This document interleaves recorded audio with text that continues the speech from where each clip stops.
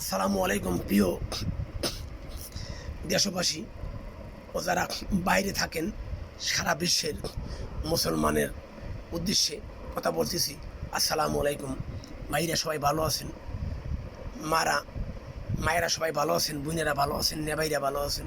ভাই, আমি যেদিন মারা যাব, আমারে ওই কবরে রাইখে আসবে। তখন মঙ্কিন নকির দুজন ফেরেস্তা আসবে। ওই ফেরেস্তায় জিগেইবে, তুই যে দেশে চেয়ারম্যানগিরি করছিলি, চেয়ারম্যান ছিলি, তুই গরিবের হক কেন নষ্ট করছিলি? ওদিন আমি চুরি করিয়া যাদের লোকে রেখে গেছি, এই গোমাটা টাকা পয়সা রাস্তা মাইরিয়া, তারা আমার পাশে সেদিন নাই। ওদিন আমারে ফেরেস্তারা পিটিতে থাকবে। আমি একটু পানি চাইলেও আমার পানি দেবে না।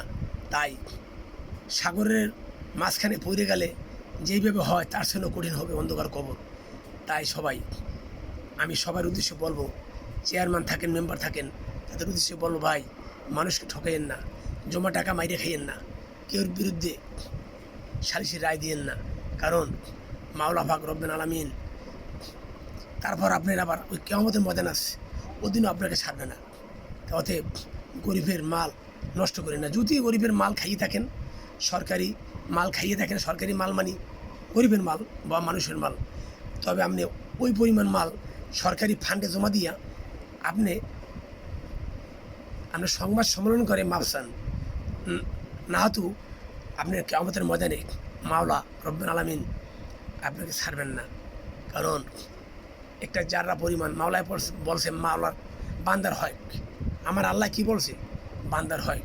অতএব যারা চেয়ারম্যানগিরি করেন, পরের মাল খাইয়েন না, খবরদার। মাল খাইলে ওই মাল দিতে হবে কিয়ামতের ময়দানে।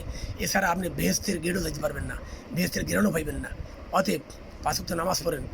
আপনার ইউনিয়নের যত মানে লোক আছে, তাদেরকে নামাজ পড়ার তাগিদ দেন যে ভাই নামাজ পড়। তাই অতএব আপনি যদি এই কাজটু করতে পারেন, তাই আপনি নিঃসন্দেহে একটা চেয়ারম্যান হয়ে যদি ঘুষ না খায়, পরের মাল মাইরে না খায়, নিঃসন্দেহে আমি বলতে পারি ওই লোক আল্লাহর ওলি। তাই আমার ভিডিও যদি ভালো লাগে, আপনারা লাইক, কমেন্ট, শেয়ার করে দেবেন।